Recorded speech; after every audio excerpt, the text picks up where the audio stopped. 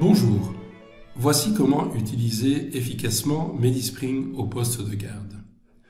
Faites un double clic sur l'icône MediSpring.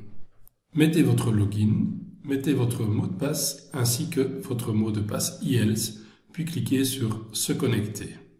La connexion IELTS est faite immédiatement. Pour rechercher un patient, vous pouvez taper les premières lettres de son nom ou de son prénom ou de son numéro national. Vous retrouverez les patients désirés. Mais la plupart du temps, le poste de garde travaille avec un agenda.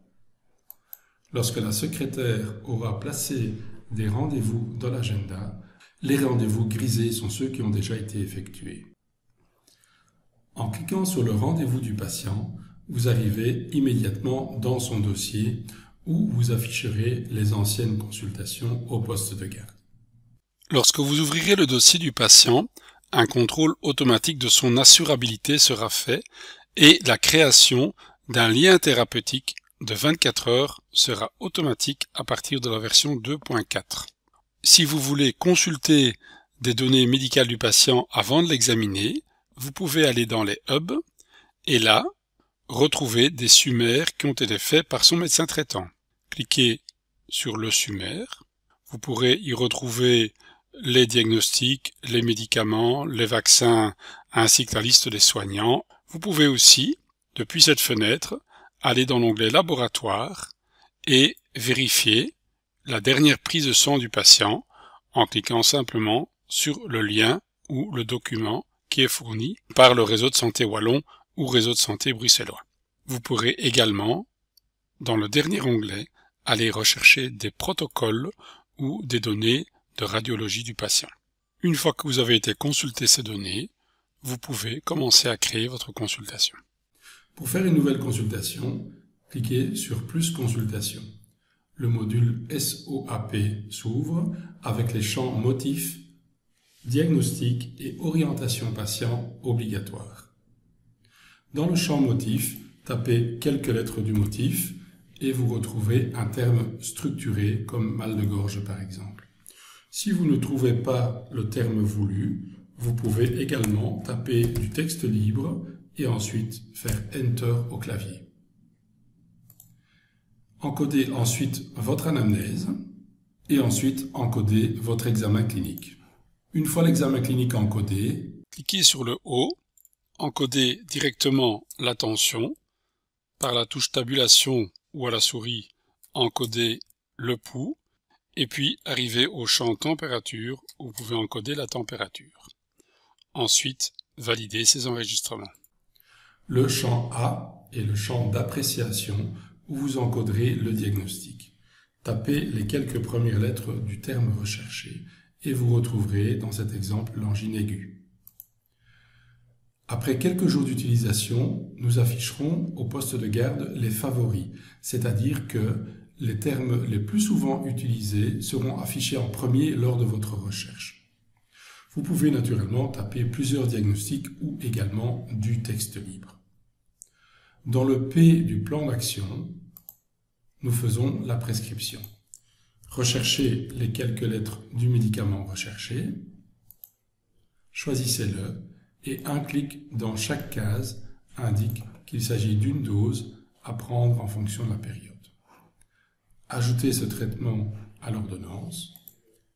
Prescrivez ensuite éventuellement un autre médicament, à raison de 3 par jour. Pendant le repas, ajoutez ce traitement et maintenant enregistrez et imprimez votre ordonnance. L'ordonnance s'imprime et est envoyée immédiatement sur les serveurs de Récipé.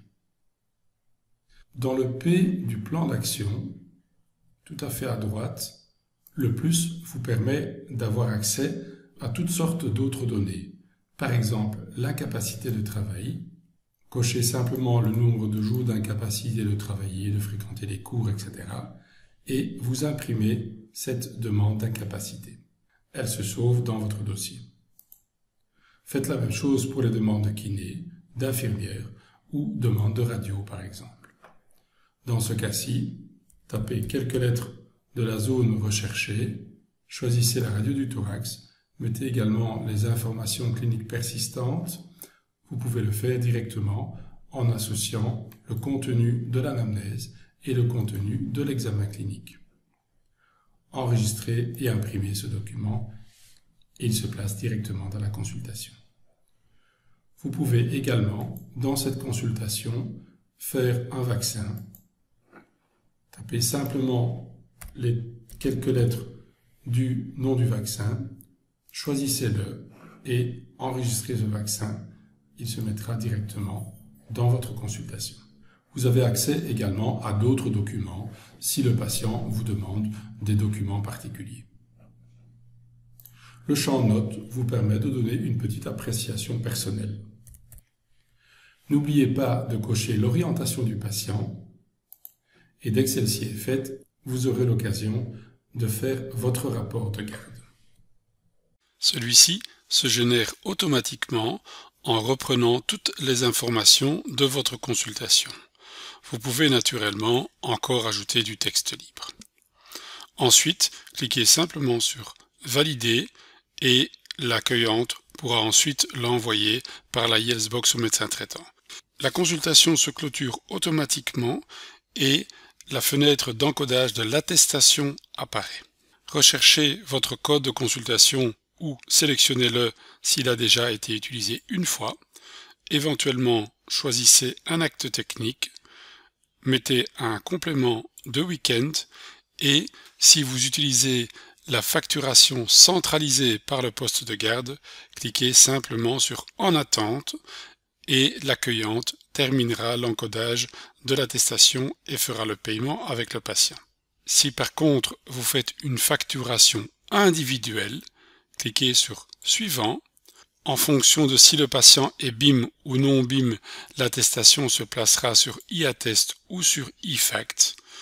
Vous voyez le prix demandé au patient, vous pouvez éventuellement l'arrondir et ensuite cliquer sur « Valider ». Confirmez le montant reçu, l'attestation est envoyée par e-attest ou e-fact en fonction du statut du patient. En fermant le dossier du patient, vous pouvez, dans l'agenda, remarquer que ce patient a été grisé et donc que la consultation a bien été effectuée.